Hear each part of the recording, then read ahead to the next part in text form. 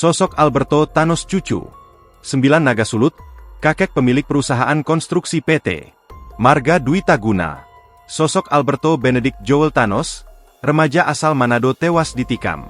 Peristiwa pembunuhan menewaskan Alberto itu terjadi di Kelurahan Sario, Kota Manado, Sulawesi Utara, pada Senin pagi, 4 Agustus 2025. Diketahui, Alberto Thanos merupakan putra dari pasangan Nando Thanos dan St. Anastasia Londa. Ia diketahui adalah cucu dari pemilik PT Marga Dwitaguna, perusahaan konstruksi besar berskala nasional. Keluarga itu bahkan disebut-sebut sebagai 9 Naga Sulut. Karena berasal dari keluarga yang terpandang, peristiwa pembunuhan Joel Albero Thanos pun viral di Manado. Jenny, salah satu kerabat almarhum Alberto Thanos, merasa kehilangan. Ia menyebut, almarhum dikenal sebagai pribadi yang baik. Menurut Jenny, kedatangan mereka untuk memberikan penghiburan bagi pihak keluarga.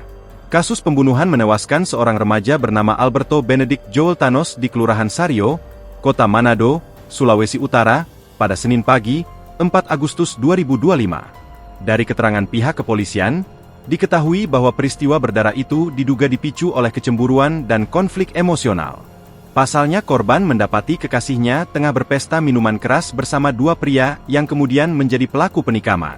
Kedua pelaku masing-masing berinisial AMR alias Abdul dan ES alias Evan, diketahui merupakan warga Kelurahan Sario Kota Baru, Sakobar.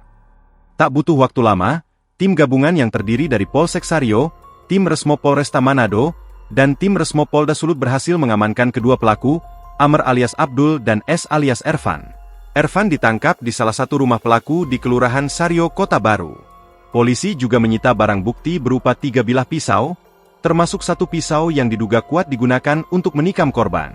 Setelah ditangkap polisi, beredar wajah pelaku yang babak belur. Saat ini, kedua tersangka beserta para saksi telah diamankan dan diserahkan ke Polda Sulut untuk menjalani proses pemeriksaan lebih lanjut. Keluarga korban juga telah diarahkan untuk membuat laporan resmi.